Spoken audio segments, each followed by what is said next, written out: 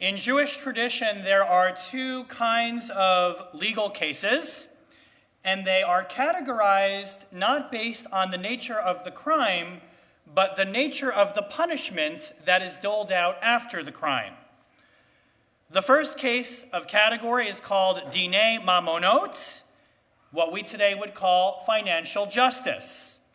These are the cases that Rabbi Miller mentioned in his introduction a little earlier. If you steal a cow, you have to pay double for it. If you damage someone's fence, you have to have it repaired. You get the idea. The second kind of cases are called Dinei Nefashot, soul justice. These are what we today would call capital offenses or capital cases. Stoning, more serious kinds of punishments corresponding perhaps to the seriousness of the crime in question. I wanted to begin by raising that distinction this week because in Parashat Mishpatim, as Rabbi Lewis mentioned earlier, one of the mitzvot that we read about is a case where two men are fighting one another, and in the middle of the fight there is some collateral damage.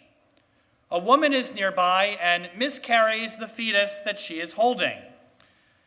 Let's together acknowledge that moment is cruel, awful, horrible, terrible, a tragedy, and in fact criminal that this woman should undergo such pain because of two idiots that happened as recently as a bar in Tennessee.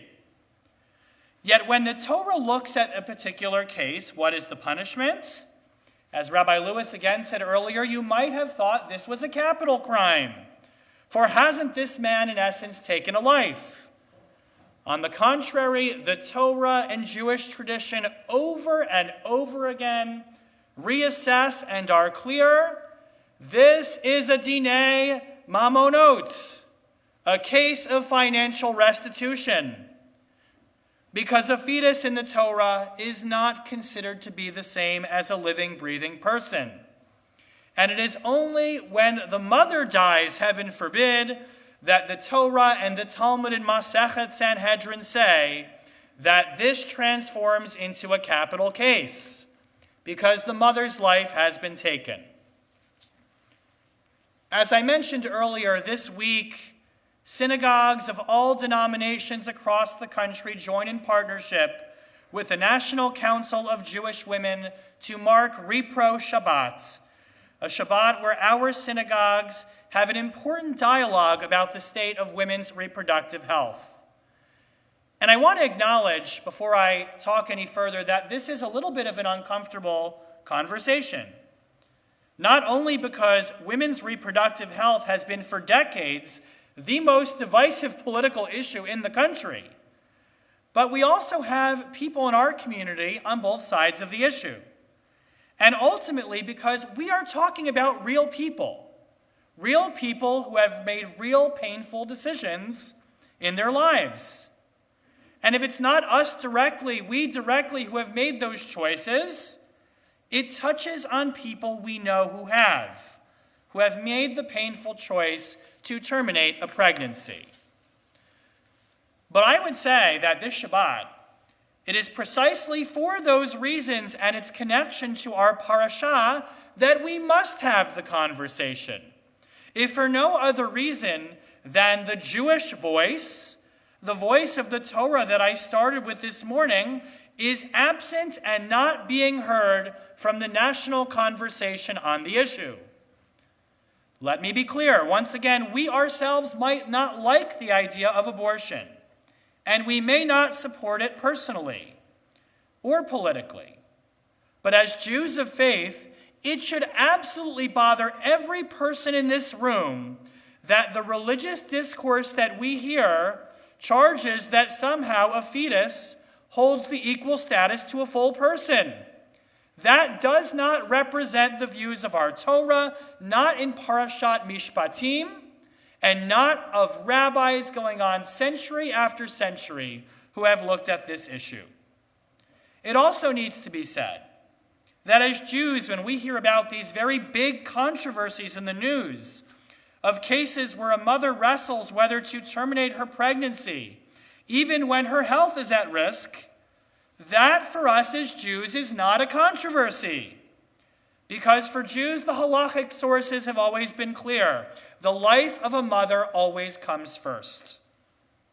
Nor is it irrelevant, by the way, that several highly regarded Orthodox poskim, Jewish legal decisors from the 20th century, like the Tzitz Eliezer, Rabbi Eliezer Waldenberg, among others, permit the termination of a pregnancy in cases where not only the physical health, but the mental health of a woman is at stake. Folks, we even have cases going back to 18th century Algeria of rabbis permitting women to terminate their pregnancies.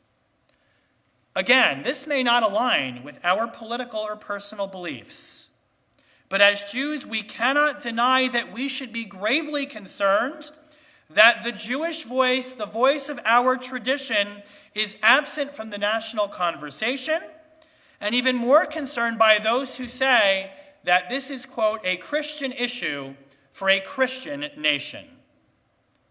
That, to me, is frightening. In a country that espouses freedom of religion, because we Jews know historically what can happen and the price we pay when our voices are marginalized from the conversation.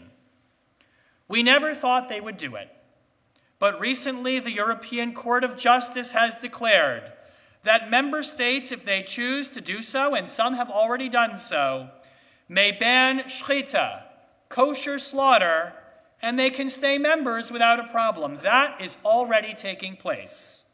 Europe has now become a mockery when it comes to the idea of freedom of religion.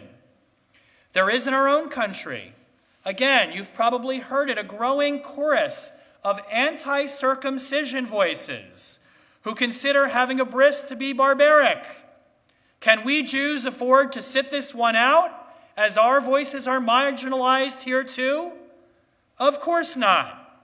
As Jews, we must always be on the side of fighting to make sure this country stays a country that recognizes religious diversity of belief and practice.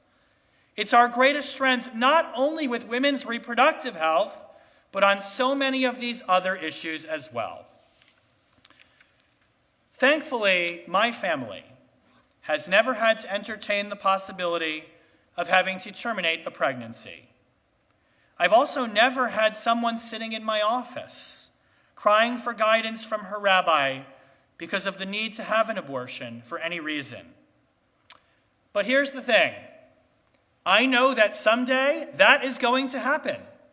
I will have that person in my office. I know that there are those among you today and watching at home who have already made that choice.